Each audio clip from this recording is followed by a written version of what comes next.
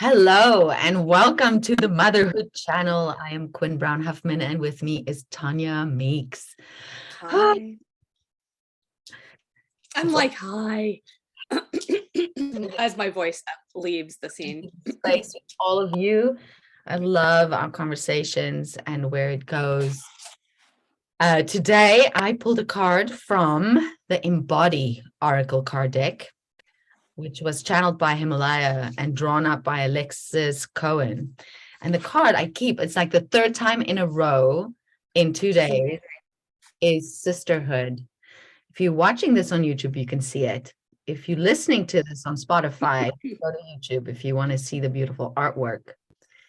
I know we maybe could post it on Instagram too, because it reminds me of like Stevie Nicks, like the image of the Sisterhood. It's like very that kind of vibe. I don't know if that's what you get, but so I didn't think about that. I didn't see that, but now I do. I love that. It does. I mean, it's really special. I think she's an incredible artist. I love it because, this card calls us all into circling up with sisterhood. And I actually just did a full moon circle with my community this past Sunday on the Leo full moon, and how powerful. I know, powerful, right? Yeah, it was amazing. It was really sincerely grounding to where I find myself right now. But this card is really saying that it is in time of women's circles. There's a rise. She says the incredible rise of women's circles and sisterhood groups is rising worldwide. It's all about empowering one another as allies and living from abundance rather than competing with one another and staying in scarcity. Because circling creates an opportunity to vulnerably share what's in your heart with the loving support of a tribe of women who remind us that everything is going to be all right. So please go out and spend nourishing time with women who you feel safe around, truly seen, and deeply supported by. This is not a necessity. This is a luxury. This is not a luxury. This is a necessity. I know. I was like, I think you meant the other way around. Isn't that funny how we even our brains are like, we're not allowed to do it. Maybe a part of us still believes that it's a luxury, and it's really not. And even on Sunday, the women came in and they all voiced how much it meant to sit in ritual in that way, to have the space to let go and acknowledge what we let go of. And anyway, I did a whole full moon ritual, but they left changed. They left with their cups filled. And that's what we do for one another. That's the space we want to create. And let's go into that, because I feel our conversations is a lot around how do we find our tribe and our sisterhood in this really jungly, woody, shadowy motherhood that we find ourselves in at times, because it's all changed, right? I mean, especially when you're in a new landscape like you are also. I know exactly how you feel. Like a new city. Yeah, a new place. Yeah, I mean, I think that it was interesting because we were talking about, because we kind of swapped, the friend you connected with me down here. I was like, well, actually, I was in LA before and you were down here, and then now you're in Santa Monica and now I'm down here. So it's interesting, right? So we both know each other's kind of like where we're at geographically and what that's like. But I think my big epiphany through us talking and just this past week is that I connected through doing my art. And in LA, we were saying like the big difference kind of like here, people connect through their yoga, breath work, through healing. And in LA, it feels like people do healing through their art. Like that was your like breakdown, which was like perfect, because there is a difference. There's still like this magical healing tribe that are connected to nature and, like Yoga, improving their soul. Do you know what I mean? Like doing internal, like self-reflective work, which feels evident in both places, unlike maybe, I don't know, wherever other places that maybe aren't as focused on that. But I realized the way I connected and found my tribe and my people and like connected with my soul was through doing my art. And my art has always been so personal, like just whatever's happening, like ended up on stage, like live, like quickly as I was processing it. It wasn't like 5 years ago I was dealing with this. I like put material up that was very current to my life. And I was saying now that I have a son that is more private, like that is more his personality. Like he's like only certain things get shared with these sacred people, which is normal. But I have just such a different personality. I would get on a plane and tell stranger A that was next to me everything and feel fine about it, feel good about it, you know?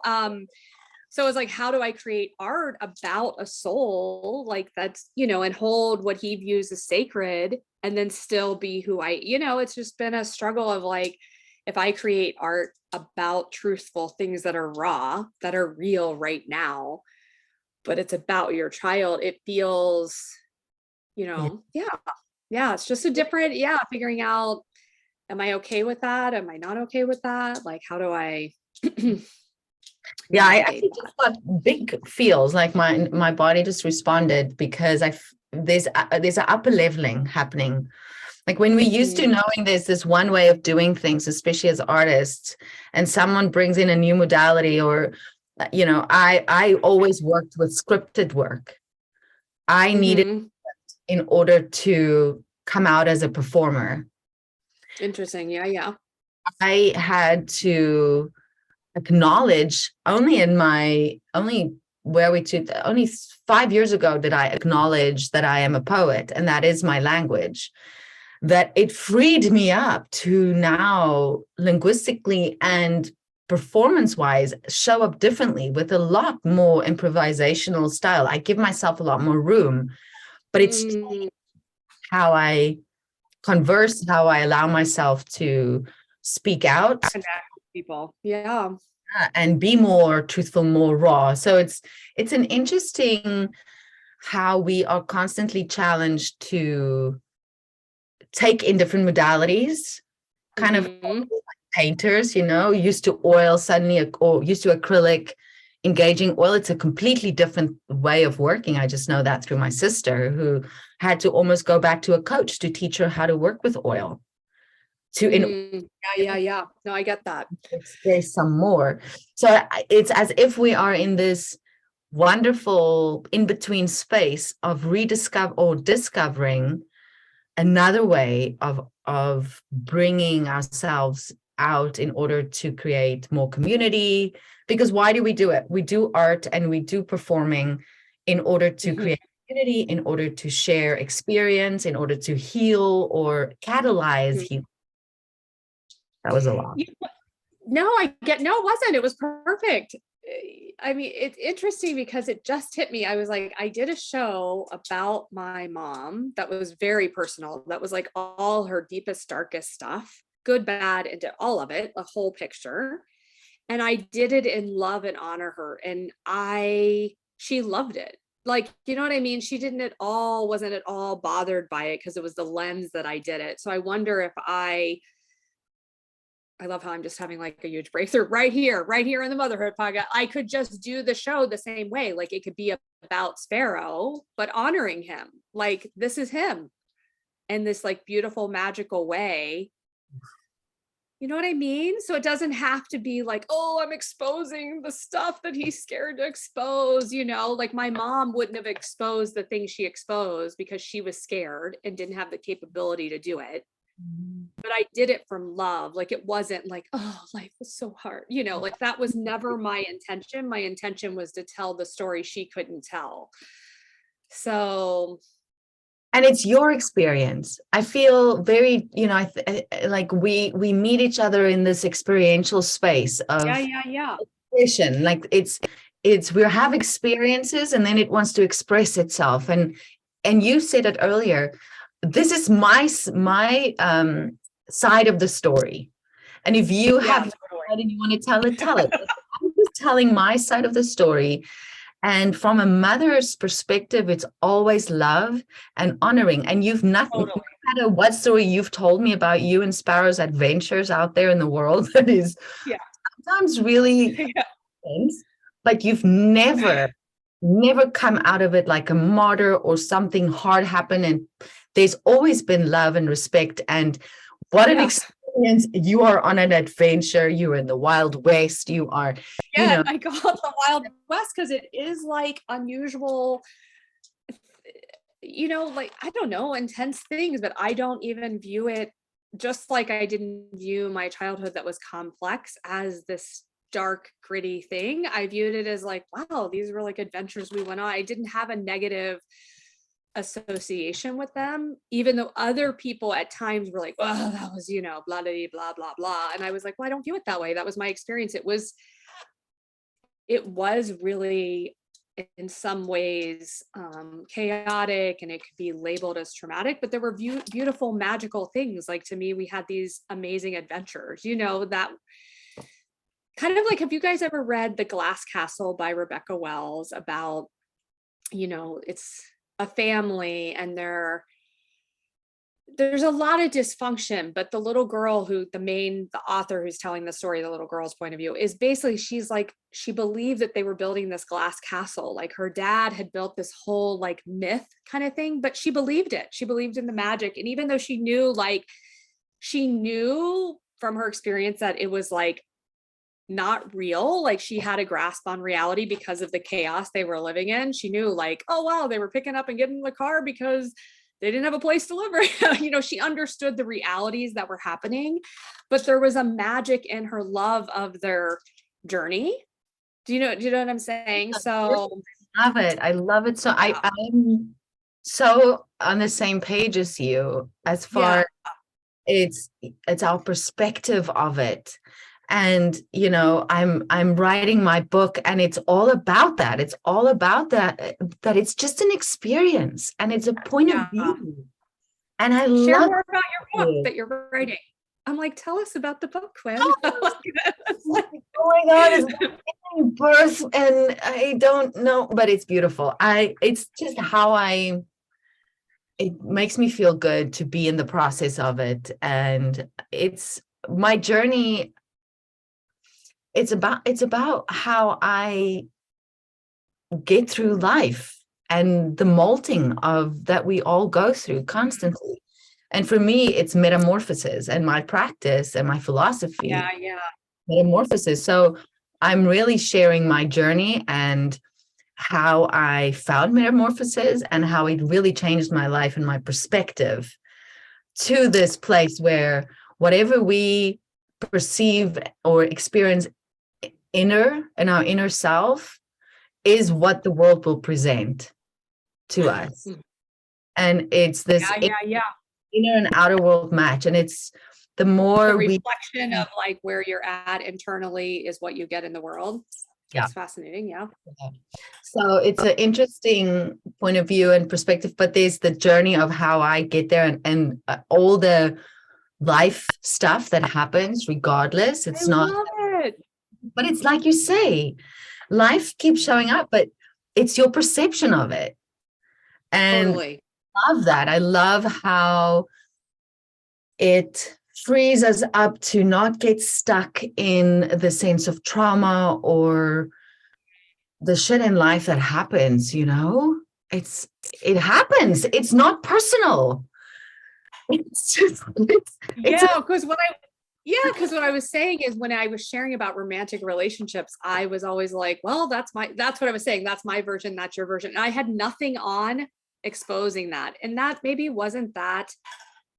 I might have missed some pieces there. You know what I mean? But at the same time, I was willing to share this story. Hold on one second.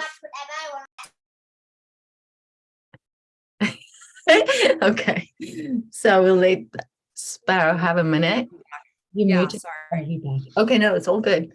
Yeah. So you told your story. Yep. Carry on. Regardless. And I didn't have something on that, but because like I hold motherhood as so sacred, there is a pause. So, but it's still my story, and I would still be honoring him. So it's like, I don't know why it's taking me like a year to sort that out. It's kind of funny, actually.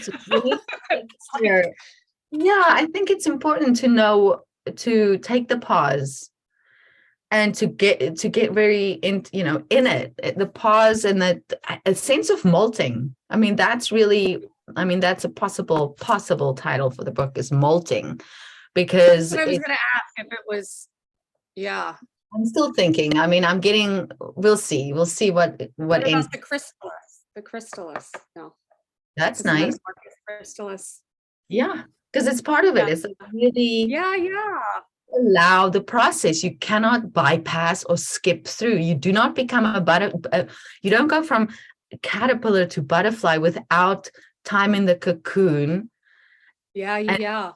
To molt, and the molting and the process is constantly being repeated. It's not like you become the butterfly and that's it. It's like, oh, I'm free. I'm the magical butterfly. I never have to do any processing again. Yeah, sorry. It could be like metamorphosis, the molting, the something about malting. My country accent came out. The molting. Oh my God, I can't say it. Molting. You say it. Malting process. I don't know the word. It's fascinating to me. I get feedback that I'll have to look up that word. I'm like, okay, that's really interesting. Yeah. Yeah, I feel like people might not have a strongest, but that's why it might be interesting to have that as like yeah, we'll see. Like a word, and then, or have that, and that might be like, ooh, what is that? Like, do you know what I mean? It's interesting. Yeah, it'll depend, and then you'll see what crowd we're giving it to. But anyway, it's in process. Okay. More about that again. It's been conceived, and I'm in labor. I don't know how long it's gonna last, but it's been coming along. The name will come once it's birthed, potentially. The name might change. My estimated due date is March. So okay, yeah. I love it. Yay. I would love to hear what people are birthing for themselves, like what projects, what creativity, what thing are you birthing? It could look a lot of different.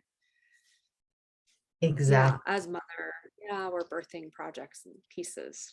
Yeah. And then just to bring it back to sisterhood, remember, we're not supposed to do this alone. So it is important to do what you need to do and stay true to you in order to really attract those that wants to hear you and speak the language and be in spaces where you can be vulnerable and real and authentic. So really calling in the sisterhood.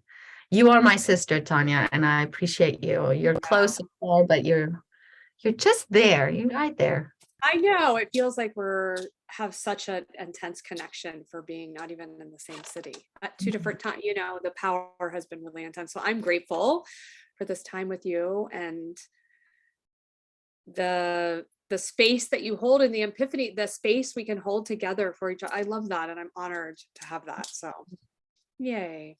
Yeah, you all witnessed the epiphany. That was beautiful. You all witnessed the epiphany right here live. We're looking forward to what happens from that space. Like, I feel like there's there has to be a breakdown in order to have a breakthrough.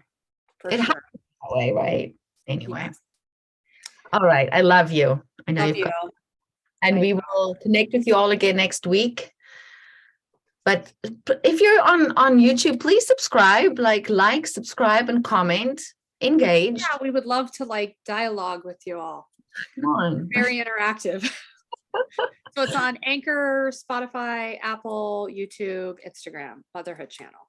Yes. Okay. Big love you all. That's a love.